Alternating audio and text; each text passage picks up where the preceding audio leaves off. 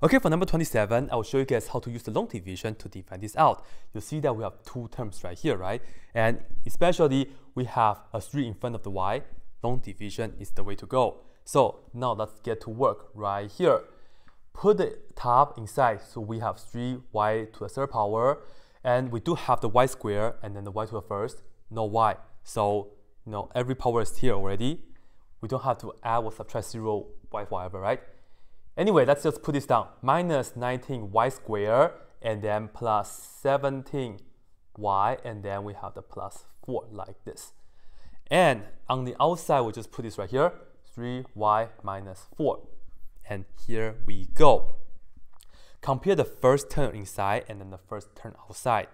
Ask yourself, what times 3y will give us 3y to the third power?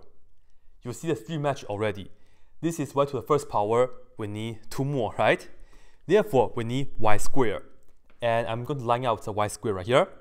I just need to have a y squared, and that will do the work for us. And you see, y squared times 3y, that will give us 3y to the third power. And don't forget to do y squared times negative 4, which is minus 4y squared. And then subtract, and don't forget the parentheses. And now let's see what do we have.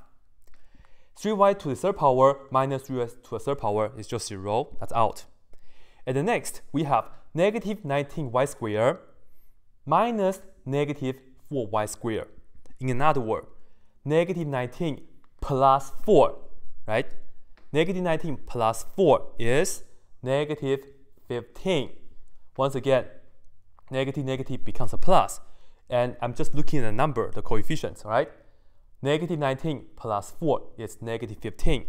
And you know this is the y squared term. We are going to attach the y squared right here now. Next, we bring this down, plus 17y. And then you ask yourself, what times 3y will give us negative 15y squared?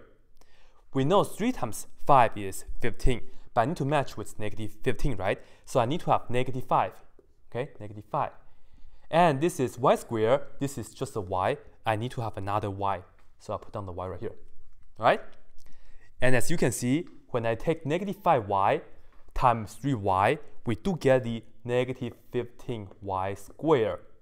And we still have to do negative 5y times negative 4, which is what?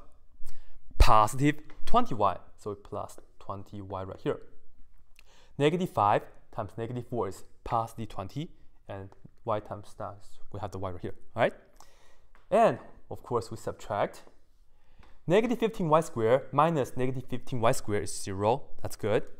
And this right here is positive 17y minus positive 20y.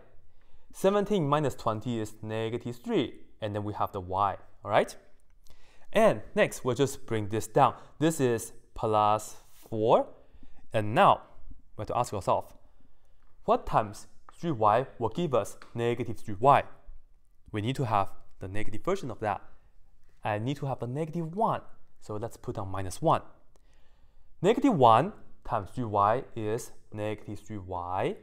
And then negative 1 times negative 4 is positive 4. Negative 1 times negative 4 is positive 4. And at the end, you see, we subtract. Negative 3y minus negative 3y is 0. 4 minus 4 is also 0.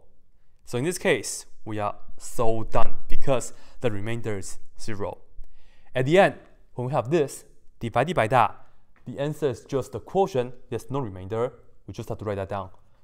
Y squared minus 5y minus 1. And this right here is it.